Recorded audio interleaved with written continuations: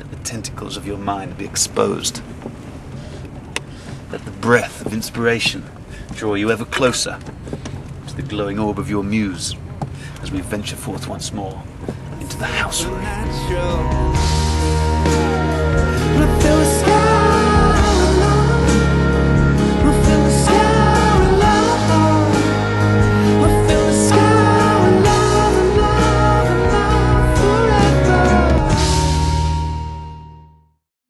A couple of years ago, I'd done a gig at the Barfly in Birmingham, and Greg had been on first. On just a beat-up old acoustic, he played these punky, visceral, very English pop songs, and wasn't at all like your usual sensitive singer-songwriter, except in a way, that's exactly what he was. He would sleep rough around certain parts of the city, he told me, when he had nowhere to go, drinking enough to lessen the pain. It's that whole argument that it's really easy to be a drunken romantic and it's really hard to be a sober one, and it hurts about 10 times as much.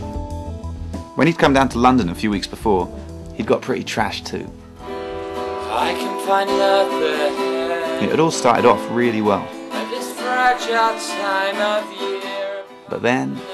Bedfordshire cider tires. Can't remember the words to my own song. That's not a good start, is it? I knew myself it was a fine balance between drinking an inspirational amount and losing it. And now my fucking phone's going, isn't it? I'm just going to pour some wine while you're playing this. No, you're still dumped. Fuck off. There we go. That's quite easy, wasn't it? Let's try that again then. Yeah, hi, I'm Greg. I'm from Birmingham. We don't get drunk and piss off our girlfriends down there, ever. Greg had been having a pretty tough time recently. Girl trouble, family stuff. In fact, he'd had a pretty tough time, full stop. But none of that was going to stop him from pursuing his art. He would always be an artist, always be a poet, always be a singer.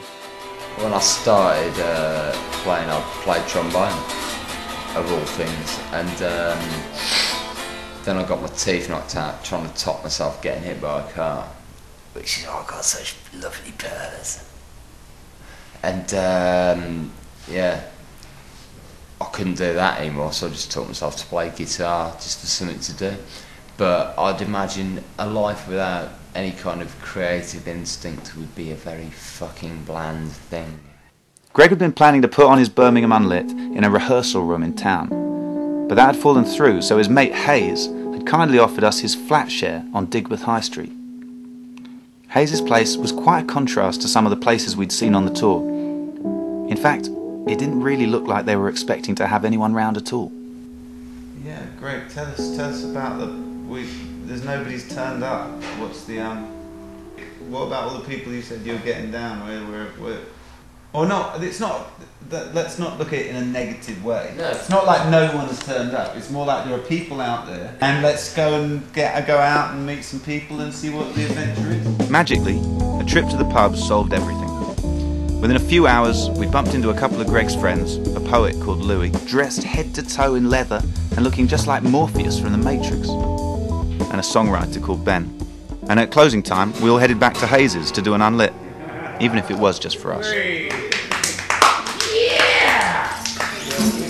We've been out tonight. And Go to Sharp Intuition. Meeting Ben, we did doing the gig earlier this evening. And then we ended up meeting Louis. We thought, fuck it, let's come back and just bust a few things out and see what happens.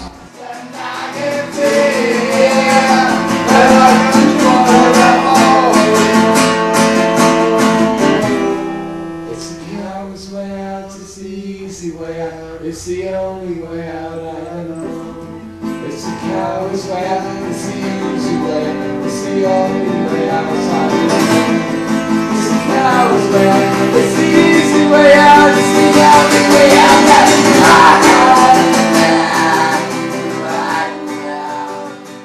Tearing at the outside, too boring, working at the inside, unemployed, trying to fill that empty void, turning, tearing harder, wearing thin, trying to find out where you're going, still not knowing where you're coming from. Yourself is the only thing that's under your thumb, maybe hard but still, you know. Something for nothing. Who gets something for nothing?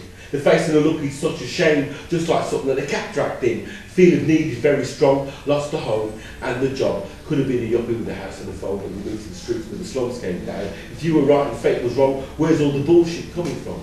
You got to be so tough to face the new day. You got to be so weak that you can rise. You got to be so tough to swear at Jesus. Jesus knows that you ain't gonna last.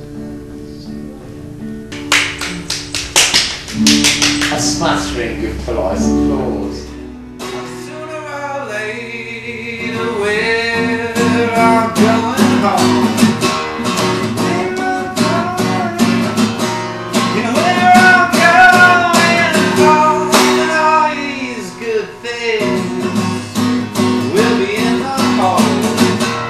Yeah, we're only sailing for a while. We did a wicked unlit. Heard some cool poems from Louis, some cool songs from Ben and Greg, and then just going down to get the pizza, there was a massive fight going on, really ugly. Someone smashed a wine bottle, smashed it in his face. He's on the ground screaming. The police turn up, they cordon off the area, and now none of us live here, but we're all hanging out and wondering what to do next. Probably try to crash somewhere like Haley has done already. Not at Birmingham, tomorrow.